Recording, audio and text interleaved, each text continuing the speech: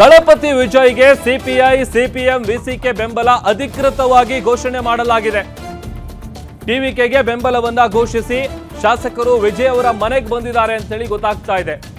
ಬೆಂಬಲ ಪತ್ರಕ್ಕೆ ಸಹಿ ಹಾಕಿ ದಳಪತಿ ನಿವಾಸಕ್ಕೆ ಬಂದಿದ್ದಾರೆ ಎಂಎಲ್ಎಗಳು.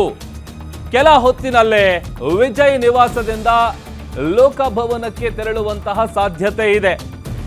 ರಾಜ್ಯಪಾಲರನ್ನ ಭೇಟಿ ಮಾಡಿ ಸರ್ಕಾರ ರಚನೆಯ ಹಕ್ಕು ಮಂಡನೆ ಮಾಡಲಿದ್ದಾರೆ. ರಾಜ್ಯಪಾಲರಿಗೆ 118 ಶಾಸಕರ ಸಂಖ್ಯಾಬಲದ ಪತ್ರವನ್ನ ವಿಜಯ್ ಅವರು ಸಲ್ಲಿಸ್ತಾರೆ. ಅಲ್ಲಿಗೆ ಮೊದಲ ಬಾರಿಗೆ ಹೋದಂತ ಸಂದರ್ಭದಲ್ಲಿ ಯಾವಾಗ ಕಾಂಗ್ರೆಸ್ ಸೇರಿದಂತೆ 112 ಮಂದಿ ಶಾಸಕರ ಸಹಿ ಇರುವಂತಹ ಪತ್ರವನ್ನ ನೀಡಿದ್ರು, ಆಗ ಬಹುಮತವನ್ನ ಸಾಬೀತುಪಡಿಸಬೇಕು ಅಂತೇಳಿ ಸವಾಲ್ ಹಾಕಿದ್ರು ರಾಜ್ಯಪಾಲರು. ಆ ನಡೆ ವ್ಯಾಪಕವಾದಂತ ಆಕ್ರೋಶಕ್ಕೂ ಕೂಡ ಕಾರಣ ಆಗಿತ್ತು. ಬಟ್ ಈಗ ಆ ನಂಬರ್ ಅನ್ನ ಪಡ್ಕೊಂಡಿದೆ ಟಿವಿಕೆ ಪಕ್ಷ. ಅಲ್ಲಿಗೆ ವಿಜಯ್ ಅವರು ಮುಖ್ಯಮಂತ್ರಿಯಾಗಿ ಪದಗ್ರಹಣ ಕಾರ್ಯಕ್ರಮ ನಡೆಯುತ್ತೆ.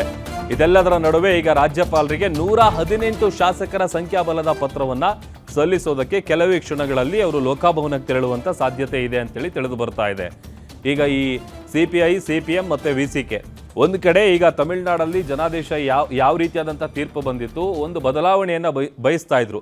ಇಡೀ ಯುವ ಸಮೂಹ ಈಗ ಟಿವಿಕೆ ಪಕ್ಷದ ಬೆಂಬಲಕ್ಕೆ ನಿಂತಿರೋದು, ಜೊತೆಗೆ ಅವರ ಪರವಾಗಿರೋದು. ಹಾಗಾಗಿ ಆ ಥರದ ಒಂದು ಅವ್ರ ಪರ ಇದ್ದಂತಹ ಅಲೆಗೆ ವಿರುದ್ಧವಾಗಿ ಹೋದರೆ ಸರಿ ಇಲ್ಲ ಅಂತೇಳಿ ಯಾವಾಗ ಈ ಥರದೊಂದು ನಂಬರನ್ನು ಟಿವಿಕೆ ಪಡ್ಕೊಳ್ಳುತ್ತೆ, ಇಮ್ಮಿಡಿಯೇಟ್ ಆಗಿ ಎರಡನೇ ಥಾಟ್ ಇಲ್ಲದೆ ಅಥವಾ ಯೋಚನೆನೇ ಮಾಡದೆ ಕಾಂಗ್ರೆಸ್ ಪಕ್ಷ ನಮ್ಮ ಬೆಂಬಲ ಅವರಿಗೆ ಅಂತೇಳಿ ಘೋಷಣೆ ಮಾಡ್ತು. ಅದಾದ ನಂತರದಲ್ಲಿ 112 ಆಯ್ತಲ್ಲ. ಇನ್ನು ಉಳಿದಂತೆ ವಿಸಿಕೆ ವಿಚಾರಕ್ಕೆ ಬರೋದಾದರೆ, ವಿಸಿಕೆ ಕೂಡ ಎಐಸಿಸಿ ಅಧ್ಯಕ್ಷರಾದಂಥ ರಾಹುಲ್ ಗಾಂಧಿ ಅವರು ವಿಸಿಕೆ ಪಕ್ಷದನ್ನ ಅವರ ಜೊತೆಗೆ ಸಂಪರ್ಕದಲ್ಲಿ ನಿರಂತರವಾಗಿ ಇದ್ಕೊಂಡು ಹೇಗಾದರೂ ಮಾಡಿ ನೀವು ಸಪೋರ್ಟ್ ಮಾಡಲೇಬೇಕು ಅಂತೇಳಿ ಅವರ ಮನ ಒಲಿಸಿದ್ದಾರೆ ಅನ್ನುವಂಥ ವಿಚಾರ ಕೂಡ ಗೊತ್ತಾಗಿದೆ. ಸೊ ಅಲ್ಲಿಗೆ ಸಿಪಿಐ ಸಿಪಿಎಂ ವಿಸಿಕೆ ತಲಾ 2 ಶಾಸಕರ ಬೆಂಬಲ ಸೇರಿದ್ರೆ ಅಲ್ಲಿಗೆ ಮ್ಯಾಜಿಕ್ ನಂಬರ್ ಏನಿದೆ ಆ ಮ್ಯಾಜಿಕ್ ನಂಬರನ್ನು ಟಿವಿಕೆ ರೀಚ್ ಆಗಿರೋದು.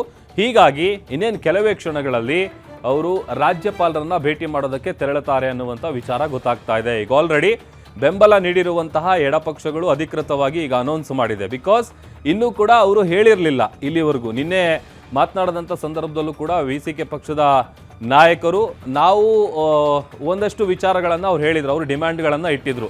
ಅದಕ್ಕೆ ಓಕೆ ಅಂದರೆ ನಾವು ಟಿವಿಕೆ ಜೊತೆ ಕೈ ಜೋಡಿಸೋದಕ್ಕೆ ರೆಡಿ ಇದ್ದೀವಿ ಅಂತ ಹೇಳಿದರು.